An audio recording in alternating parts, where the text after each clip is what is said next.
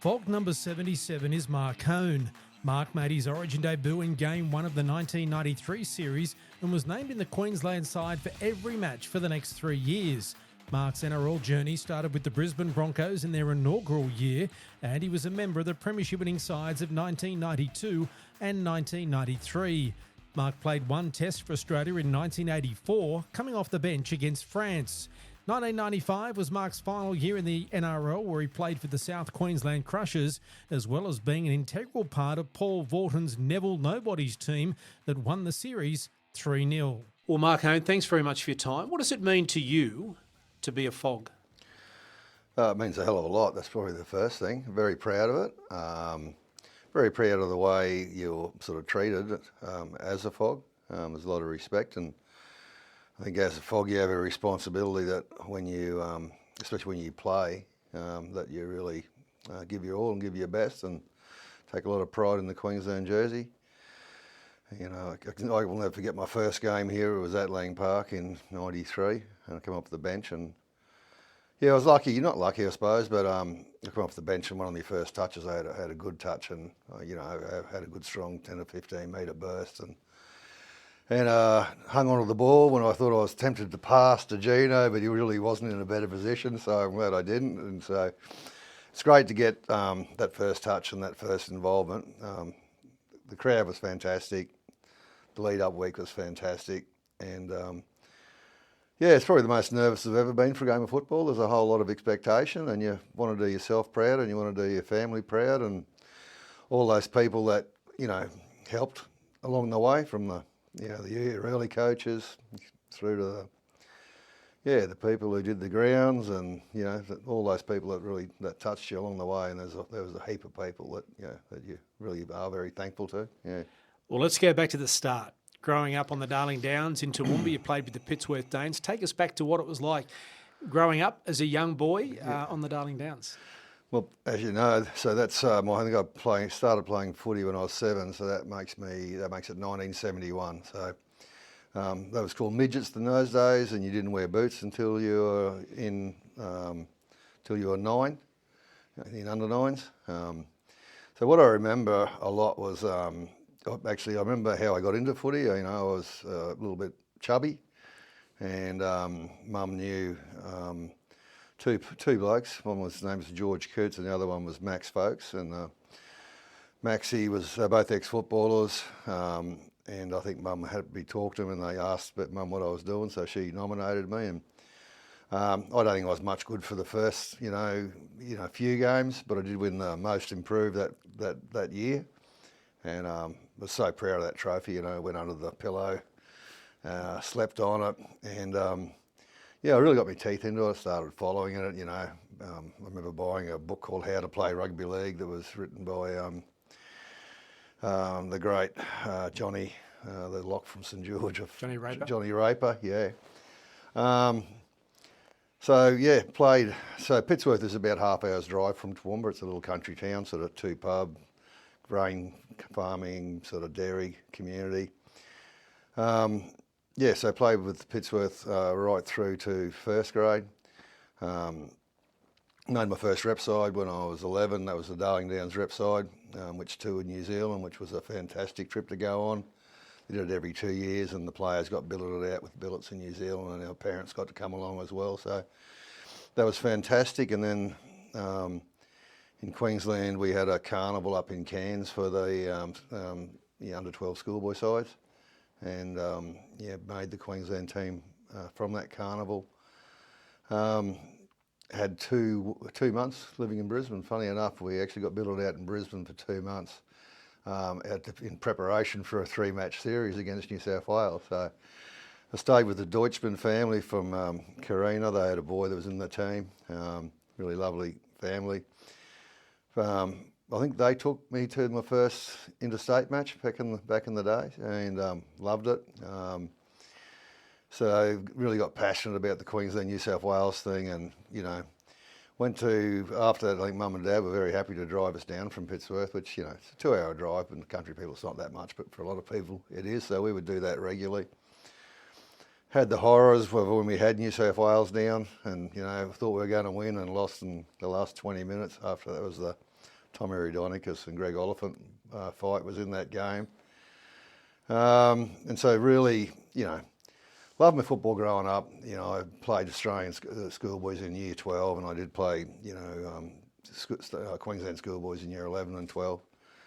So, really loved the honour of playing for Queensland. I was going to ask you about that because a lot of the folks we've had here have come from the country as well, but sort of weren't noticed until later, in their teens, etc. But you representing Queensland schoolboys and then, as you said, Australian schoolboys, so you're on the radar through those teen years. Yep. How serious did it become for you then? I sort of nearly dropped out of the sport, I suppose. I didn't drop out, but I wasn't focused. I had an offer after Australian schoolboys to go and play for North in Sydney, but I was nowhere near ready for leaving home at that stage, so I decided not to do that. The local football club got me the apprenticeship as a butcher, and I stayed in Pittsworth for 3 years and really enjoyed it, but it was very not dedicated and committed. And, like a Saturday before a Sunday game would be, playing pool and darts down at the pub and just relaxing and having a good time. What changed things? Seeing the players that I played in the Australian schoolboy side with on TV while I was playing darts and pool in the pub. So Benny Elias, Phil Blake, a couple of the bigger names from that side. And then I guess, as a 19-year-old, I think I made the Toowoomba Clydesdale side, and I had 2 years playing in the KFC Cup, I think it was then.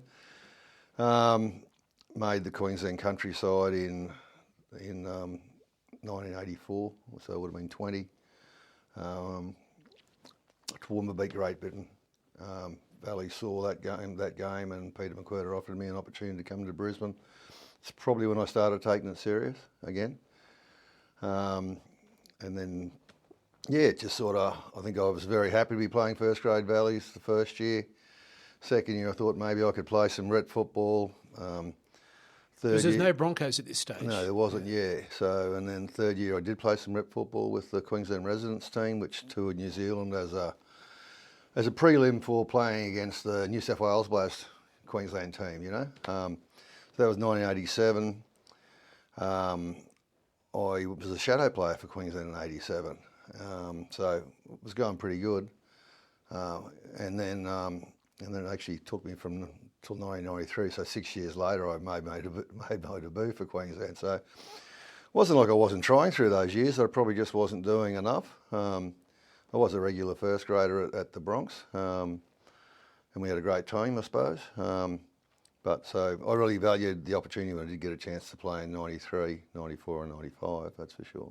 Well, it wasn't a huge amount of time between the bloke in the pub playing darts is a member of the Brisbane Broncos inaugural side in the competition. It's quite a dramatic step up and change in fortunes and change in your life. Yeah, it definitely is. And they just got back to an attitude change, fitness, taking it a bit serious, playing with other good players. Probably just growing up a little bit, I think, becoming a bit more mature. So that time at the Broncos, take us back when that first game, to have a Brisbane-based team, you're playing the defending premiers, Manly, at Lang Park. What are your memories of that time? Yeah, look, great excitement. Tell you the truth, I was picked in the reserves, and I didn't think I was. Probably thought I should have been in the starting team. But I did play an off-season in Hunslet in England, which was against sort of Wayne's advice. So I don't know whether that probably set me back down the pecking order a little bit. But the atmosphere was fantastic. I think we knew that we could probably win, but it wasn't not a given. But to win so well was great. The funny thing about it, I suppose, is one of the things that amazes me the most is Terry Madison couldn't kick a goal during training that weekend. He just couldn't. From in front, he was missing them. He had no idea what was going on, and he could see he was getting rattled and flustered. And I don't think he had it, even sorted out by the last training session. But then he went out, and I think he kicked 7 from 7 or 8 from 8 that night, and from all over the park. So that was a great first year at the Broncos. We started well. I won a lot of games, and then we sort of, I don't know whether we got tired or we weren't fit enough or I don't know, but we'd ended the season pretty poorly, really. I think I don't know if we made the 4 or not, to be honest with you. But, great to be with the calibre of player. Playing for the Broncos in 1988 was something. And a part of history. And part of history, yeah. And being there, it was a whole different experience. The amount of people that wanted to know you, touch you, get autographs. It was sort of like moving from an unknown status to a bit of a rock star status, to be honest with you. Yeah. And so that was nice. Yeah, and sort of the development of the club, and it wasn't too many years later, you remember both the first 2 premiership winning sides, 92 and 93, and making your Origin debut, as you mentioned, in 93. Yep. So is that the pivotal time of your life, your career, those 2 years, and maybe 93 in particular, when you achieved that dream of playing for Queensland? Yeah, I think so. Like 1988, I played mostly first grade. 1989, I didn't play much first grade at all. And I had a really, passionate discussion with Wayne at the end of the year review, and I told him I thought he was picking on me and he wasn't giving me a fair go, and was really quite upset about it, actually. Sort of told him, look, I was going to really dedicate myself, and I didn't make that would do for me, because I was pretty happy, had a good job doing fax equipment, and I was, we had a Barney, and he said to me, looked over at me, he said, I got another 6 second rowers doing what you're doing, and just close it down, sort of thing. And I got really angry and sort of stormed out, because his words really hit a chord. It was you can think you're better than you are, and you can also think you're not as good as you are, and they're both sort of dangerous, But at that time, I probably was thinking I was a better player than I was, and I turned it around over the off season. I really got fit, did extra training, and in 1990, I think it was about the 3rd game of the season, I was just about to move out to training. He just finished the selection panel with Bobby Bax, and he said, it's funny, I was just picking the team with Bobby, and he said, you were the 2nd player we picked this week in the team, and he said you would never have been anywhere near that last year, so full credit to yourself. And I think that's where it probably changed for me. So I played nearly all of 1990 and 91, without any sort of rep fanfare or whatever, but I knew that we were a good chance. I think we should have won the premiership in 91, to be honest with you, at the Broncos. We finished the year really strongly and beat the top 5 sides on the way home.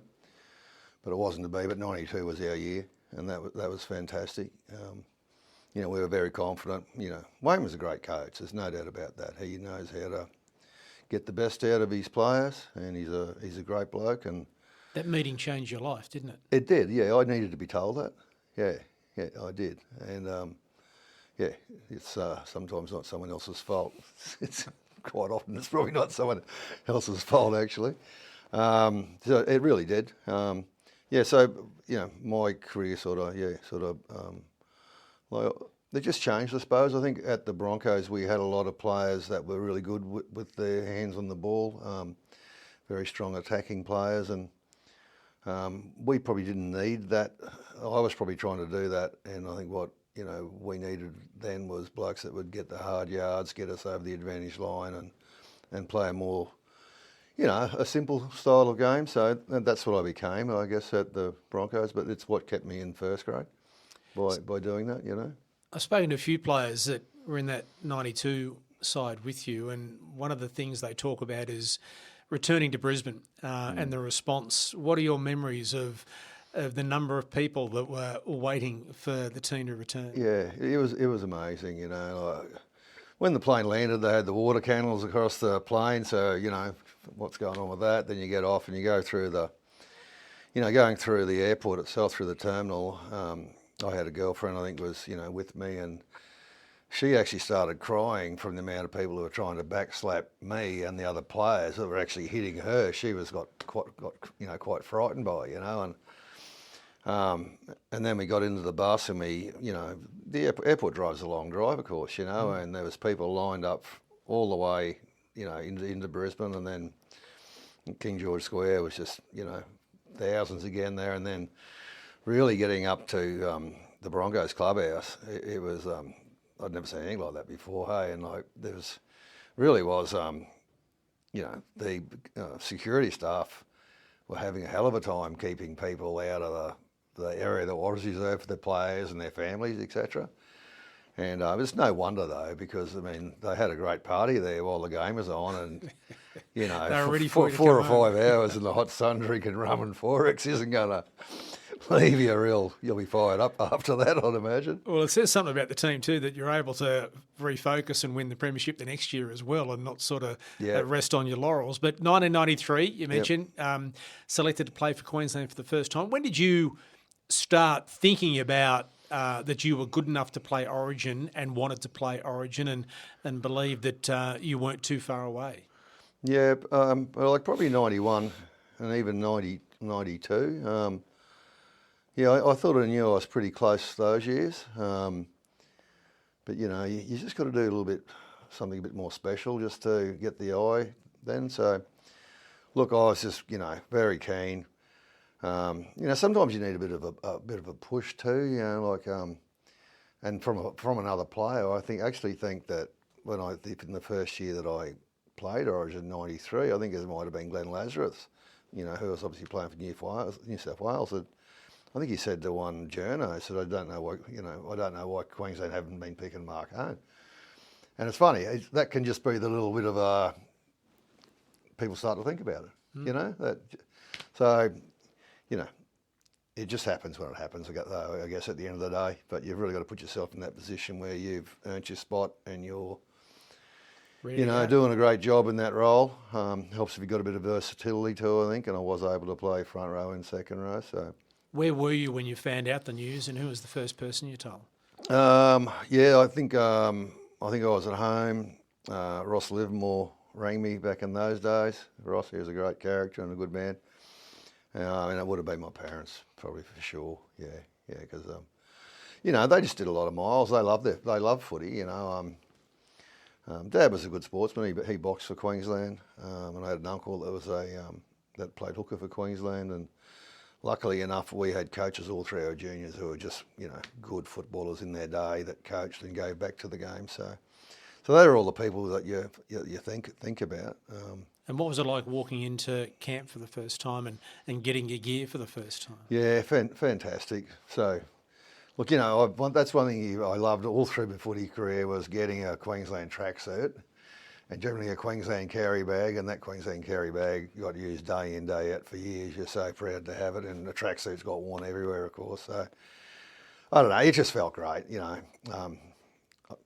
it's one of the greatest feelings you can ever have, I guess, is being picked to play for Queensland. And, I knew a lot of the players, so it wasn't that hard to settle into it, and especially in those days we had, some really good bonding sessions, and I drank a fair bit of beer compared to what they do today, early in the week. So, and there's such good traditions to follow, we were always on the level 6 of the Travelodge, and things just sort of happened the same way as they had previously, and you had great people around you making it easy as well. Tosser Turner was a fantastic manager, and I think that's one of the first memories I have is, when you make your first Queensland Origin team, and Tosser will come and grab you and say, come in here, young Honey, I'd like to have a cup of tea with you, and you sit down, and he was such a warm, welcoming guy, and he'd tell you, well, he'd talk to you, and he was able to probably drag a lot of stuff out of you as well,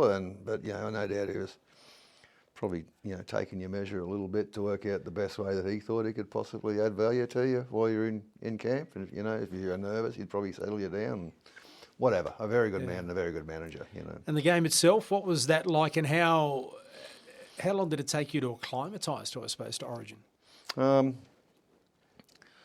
Look, the speed of Origin is what everyone will say is the big difference, and it is. I mean, I think after having played every year since I was 7 until I finished in 31, but in a state of, I would know how many minutes I would say left in a half without looking at the clock, The very first game of Origin, the halftime hooter went, and I had no idea that it was halftime. It just went so quick. And I think the focus is just staying in the game, because it is that quick that the fatigue and the aerobic, build up that, it's hard. Like, it's hard, and yeah, you're exhausted and can't get air fast enough, and you know you got a job to do. You can't not get back in the line, or you can't get off the line quick enough. And the worst thing to do is actually miss a tackle, of course. That even though that will happen occasionally, but it's you've got to reach inside yourself, I'd say, with State of Origin to stay in the game. It's there's been some people who haven't been able to do it that well. They just never played well for Queensland. Well, you played 9 times, and so you were invited back on a number of occasions. In those 9 games, you were lucky enough to play in some of the great Origin moments and games. The Mark Hohn miracle try, you were there. What are your memories of that? It was just an amazing try, but I roomed with Corny that series, and both of us came off the bench, and that afternoon, like the longest day of your life is the period from when you have the walk in the morning, from after lunch until 4 or 5 o'clock when you go that. So generally you'll watch a movie or have a bit of a nap or do whatever. But Corny, we both had a nap, and then anyway, I was talking to Corny, and he said, I just had the most fantastic dream. And I said, did you really? And he said, yeah, I dreamt I was going to score the winning try tonight. And he did. So it's funny how that can happen, hey, like dreams can come true. So yeah, that was amazing, So that try was fantastic. Like I really loved all the 95 games, a lot. I think we had, even though we were all great sides, I think we were really the underdogs, and it's great being the underdog, So a 2-0 win in Sydney, while this wasn't a try, was a great win. Winning in Melbourne was fantastic, and then, coming back here and winning again, which, New South Wales were pretty determined they didn't want that to happen, get whitewashed. So one of the tries scored in that third series was off a move that I'd asked Fatty if I could put on, and even that was sort of funny because, I was trying to sneak it up to Fatty and have just a quiet yarn about this, move. And as soon as I said, I had a move that maybe we could try, Fatty's going, hey boys, all in here, so everyone's coming, and I got to explain my move in public, sort of thing. But we did put it on. It was a simple play, and mainly simple because. Well, what was it? It was basically like with the first play off a scrum. Early in the tackle count, I would generally be taking that hit up and not tackling. This time, we set up boys on the open side to swing to the blind. I went forward, drew a player and passed around just to a player, or 2 players looming around the back who created an overlap, and we scored off it. So that was a bit of fun, and just great that you have they have the story to tell, I suppose, more than anything. Yeah. Was the 95 series different to the others? Did it feel different because of the Super League war, and B, the, inverted commas, Neville nobodies? Was there a different feel? Because you're one of the few players that had already played Origin. There were so many debutants that year. Yeah. Was there a different feel? Yeah, there was. I think it was the underdog mentality. Like, even though, I think, there was players that, like I remember talking to Jed the night that the team was picked, and, I think there was 3 or 4 players that I didn't know, and some players that I knew that were mainly playing reserve grade around in clubs and that. So, we sort of discussed the players. We didn't know. One was Ben Eichen, and I can't remember who else it might have been. It might have been Singy. He mightn't have been playing much first grade then. I'm not sure of those players, bar Ben Eichen, because he was out of the blue. But even his dad didn't believe that he was picked. Yeah. And but as the conversation ended, he said, well, basically, we're both in agreement that we're playing for Queensland, and it doesn't matter what the team is, and we've got to have to do our best. And if perhaps we could pull this off, it would be a really fantastic winning series, and that's what it turned out to be. So I think Choppy and Fatty and the whole coaching team were fantastic with the way they handled everything from the very first meeting, and so we were really tight. Probably the tightest Queensland team I've played in, and that's not to be, because we didn't have all the stars of the 93 and the 94 team. So, and they were great players and great blokes, and never thought they were any better than anyone. But I think you always get a little bit of a depending on the number of games you played or whether you played for Australia or not. I think you do get a little bit of a pecking order, develops in sides, and it's not a bad thing.